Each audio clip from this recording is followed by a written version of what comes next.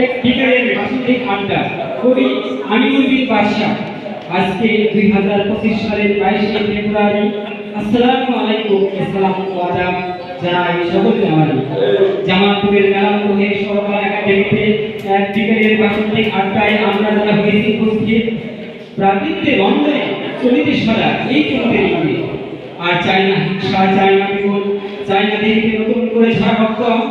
আমরা সবাই কলম সৈনিক, বীর যোদ্ধা শহীদ আবু সাইদ রাফি আর মুগ্ধদের ভক্ত, যারা অন্যায়ের বিরুদ্ধে জীবন দিল স্বার্থদের মিলিয়ে পানি তারা প্রাণের তাদের রক্তে ভেজা অর্জিত স্বাধীনতার সম্মান দেব পাড়ি দিতে যতটুকু বলা জানি।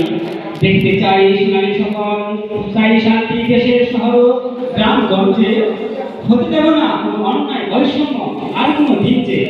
মেলান্ত হয়ে সরকার একাডেমিতে আজ নবীন প্রবীণ কবিদের মত বিনিময় সভা। জেগে উঠুক নতুন প্রজন্মের নতুন শব্দের স্থিতিতে নয়া নতুন প্রভাব।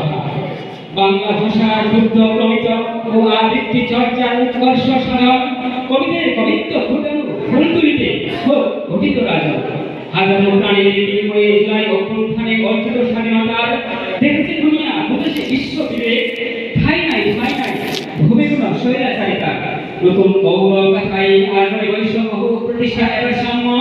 দেশে হোক শান্তির উদয়, এটাই তো কবি আমিনুল বিন বাদশাহর কাম্য।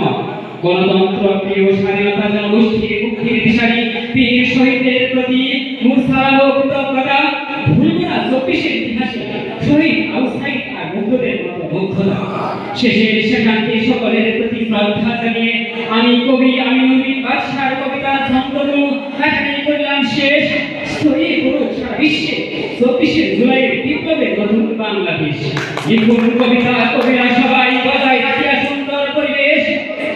বিশ্ব দরবারে ছড়িয়ে যাক সাহিত্যের বাংলাদেশ। এভাবে লিখে হোক প্রকাশ হোক যার মনের ভাবটা।